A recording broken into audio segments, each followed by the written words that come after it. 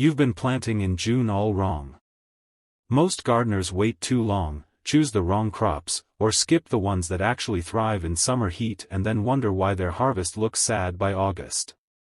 But here's what the seed catalogs won't tell you: June is secretly one of the most powerful planting windows of the entire year, if you know exactly what to put in the ground. In this video, I'm revealing 16 crops that I absolutely love going in during June. Some of them will shock you, and a couple of them, you've probably been avoiding it for no good reason at all. Stay till the end, because number 12 is the one most gardeners completely sleep on, and it might just be the easiest food you'll ever grow. Welcome back to Earthly Gardening. If you're new here, so glad you found us. This channel is all about helping you grow real food without draining your wallet or your energy. And for those of you who've been here a while, you already know we don't do fluff. Just real, practical gardening that works. Before we dive in, if you haven't subscribed yet, hit that button right now. We drop new gardening videos every week, and you don't want to miss what's coming next. And if you find something useful today, drop a comment below telling me which crop surprised you the most. I read every single one. Alright, let's get into it. Number 1, bush beans. If you only plant one thing in June, make it bush beans. They germinate fast in warm soil, they don't need any support or staking, and from seed to harvest you're usually looking at about 50 to 60 days. That means you can realistically be picking beans by late July or early August. What makes them even better for beginners is how forgiving they are. Once they sprout, bush beans quickly form compact plants that shade out weeds and don't demand constant attention. The key is consistent moisture, especially during flowering, because that's when pods are forming. Let them dry out too much and you'll get fewer beans, but keep the soil evenly watered and they'll keep producing in waves. The warm June soil is actually what they've been waiting for. Beans planted in cold soil tend to rot before they even sprout. So June? This is their moment. Plant them in rows with a bit of spacing so air can move between plants, water consistently, and just watch them take off. You can even do a second sowing later in the month to stagger your harvest, so you're not overwhelmed with beans all at once but instead picking fresh pods for weeks. Number 2, cucumbers. Cucumbers are pure summer crops. They want heat, they want warm soil, and they want sun, and June gives them all three. The mistake most people make is planting cucumbers too early when the ground is still cool, and then wondering why nothing is happening. Plant them now and they'll reward you fast. Most varieties go from seed to harvest in about 55 to 65 days. Train them up a trellis or a simple wire fence to save space, and you'll be pulling cucumbers off the vine faster than you can eat them. Number 3, summer squash. Zucchini, yellow squash, and pattypan all fall under summer squash, and they're honestly June planting goldmines. They grow so fast it can feel almost unfair.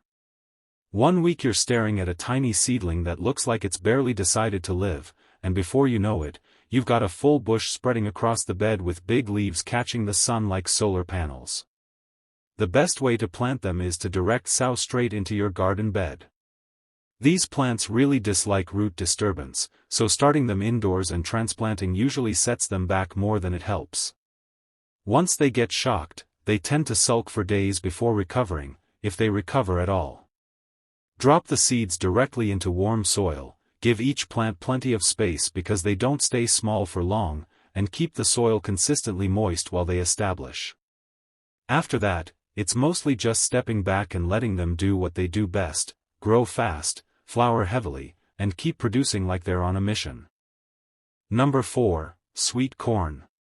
A lot of gardeners think corn is only for early spring planting, but that's not the full picture. If you're in a region with a long enough growing season, June corn planting works beautifully. The warm soil speeds up germination significantly compared to cold spring soil, which means your plants get off to a stronger start. Plant in blocks rather than single rows. Corn is wind pollinated, so the closer the plants are to each other, the better your ear development will be. Give it full sun and don't let it dry out during tasseling. That's when moisture matters most. Number 5, okra. This one surprises people, but okra is actually one of the best June crops you can grow, especially in warmer climates. Okra really doesn't do well in cool soil. It sits there, barely growing, and makes you think something is wrong with the seed when it's really just the timing. But once June heat kicks in and the soil stays consistently warm, everything changes. The plant wakes up fast, sending up strong stems, broad leaves, and then those hibiscus-like flowers that quickly turn into pods. From that point, it becomes a steady producer rather than a struggling plant. What makes okra especially rewarding is how long it keeps going. As long as you keep harvesting, it keeps producing, right through the hottest months and well into the season until the first frost. So if you've tried okra before and felt disappointed, it likely wasn't the plant, it was just planted at the wrong time. June gives it the conditions it actually needs to thrive. Number 6, southern peas. Now here's one that doesn't get nearly enough attention outside of the southern United States, but it deserves a much wider audience. Southern peas, also called cowpeas or black-eyed peas, are incredibly heat-tolerant, drought-resistant, and they actually fix nitrogen back into the soil while they grow. That means they're feeding your garden at the same time they're feeding you. They thrive in poor soils where other crops would give up entirely. Plant them in June, largely leave them alone, and come back for a harvest that's both nutritious and completely underrated. Number 7, sweet potatoes. Sweet potatoes need a long, warm growing season, usually around 90 to 120 days, and that's exactly why June is one of the best times to get them in the ground. You're not planting seeds here, you're planting slips, which are small rooted cuttings from a mature sweet potato. Once they're in warm soil, they spread out, they vine, and they quietly build those beautiful tubers underground. By the time fall rolls around, you'll pull up more food than you expected. And sweet potatoes store really well, which means the value you get from this one planting carries you for months. Number 8, edamame. Yes, edamame, the soybeans you get at Japanese restaurants, and yes, you can absolutely grow them at home for almost nothing. They love warm soil and they grow fast.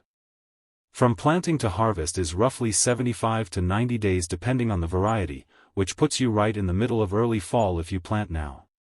Harvest them while the pods are still green and plump, boil them in salted water, and you've got a snack that feels fancy but cost you practically nothing to grow. This one is genuinely underutilized in home gardens, and it shouldn't be. Real quick, if you're learning something new today, go ahead and smash that like button right now. It genuinely helps this video reach more gardeners who need this information, and it lets me know you want more content like this. Also, subscribe if you haven't already. We're building something really special here on Earthly Gardening, and you belong in this community. Now back to the list. Number 9, Malabar spinach. Regular spinach hates summer. It bolts the second temperatures climb, turns bitter, and calls it quits. But Malabar spinach? Completely different plant, completely different personality. It's actually a tropical vine, and it thrives in hot and humid conditions that would destroy traditional spinach. The leaves are thick, glossy, and slightly succulent, and they taste great in stir-fries, soups, and salads. Grow it up a trellis and it becomes almost decorative as well as productive. If you love leafy greens but thought summer meant you had to go without, Malabar spinach is your answer. Number 10, Armenian cucumber. Here's where things get a little unexpected. Armenian cucumber looks like a cucumber, tastes like a cucumber, but technically it's a muskmelon. And the reason it deserves a spot on this list is that it handles intense summer heat far better than any standard cucumber variety. The skin is thin, the flesh is mild and crisp, and the plants are incredibly productive. Once the heat of July and August hits and your regular cucumbers start to struggle, Armenian cucumber keeps right on going. It's a sleeper crop that more gardeners need to know about. Number 11, yard-long beans. Also called asparagus beans or Chinese long beans, these are pole beans that produce pods that can reach up to, as the name suggests, around 1.5 feet long. They are ridiculously heat-tolerant, they grow up instead of out, so they save space, and they produce abundantly once they get going. They take a little longer than bush beans, around 70 to 80 days, but the visual drama of those long dangling pods alone makes them worth growing. They taste similar to green beans but have a slightly nuttier, firmer texture. Stir-fry them, steam them, or eat them fresh. Number 12, Lofah. This is the one I promised you at the beginning, and yes, I mean luffa as in the sponge you use in the shower. Most people have no idea that luffa is actually a vegetable in the gourd family, and when harvested young, it's completely edible. It tastes mild and soft, similar to zucchini. Let it mature fully on the vine, peel back the dried skin, shake out the seeds, and you have a completely natural, homegrown luffa sponge. It needs a long season, around 90 to 120 days, which is exactly why you need to plant it in June and not wait any longer. This one is genuinely a conversation starter in any garden. Number 13, sunflowers. Before you say, "That's not a food crop," hold on. Sunflowers give you edible seeds, they attract pollinators that help every other plant in your garden produce better, and they act as a natural trellis for climbing crops like beans. They are genuinely one of the most multifunctional plants you can put in the ground. June planting gives them all the warm weather they need to grow tall and strong. Go for a multi-branching variety if you want more flowers and more seeds per plant. And if you do nothing else with them, just having sunflowers in your garden makes the whole space feel alive in a way that nothing else quite matches. Number 14, basil. Basil and summer were made for each other. It's as simple as that. Cold weather stunts it, cool nights turn the leaves black, and early spring planting often leads to disappointment. But June? Basil explodes in June, growing fast, lush, and almost aggressively green when the heat settles in. Plant it near your tomatoes, they genuinely seem to do better together, and the basil helps repel certain pests naturally while also improving the overall garden balance. Give it plenty of sun and regular watering, but don't drown it. Basil likes consistent moisture, not soggy roots. Pinch the flower heads off as soon as they appear to keep the plant producing fresh, tender leaves instead of shifting its energy into seed production. One healthy basil plant can supply your kitchen all summer long for the price of a single seed packet. The more you harvest, the more it grows back, especially if you take the top leaves first. It's one of those rare plants that rewards attention immediately, turning a small patch of soil into a steady supply of fresh flavor. Number 15, cantaloupe.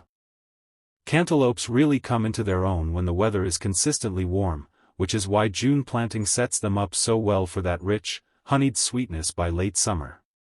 They love heat, and the more sun they get, the more sugars they build in the fruit.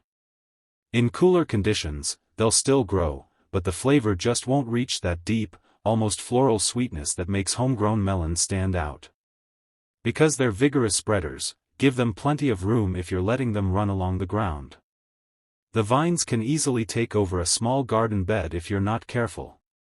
If space is limited, vertical growing works beautifully. Just make sure your trellis is strong enough to handle the weight as the fruits mature. As the melons start to form and swell, support them with slings made from soft fabric like old pantyhose, cloth strips, or mesh bags so they don't snap off the vine. Harvest timing is everything. You'll know a cantaloupe is truly ready when the skin shifts to a golden tan tone, the stem begins to loosen, and the fruit comes away with a light, almost effortless tug. At that point, the aroma alone is usually enough to tell you it's perfect. A vine-ripened cantaloupe eaten fresh under peak summer heat isn't just better than store-bought.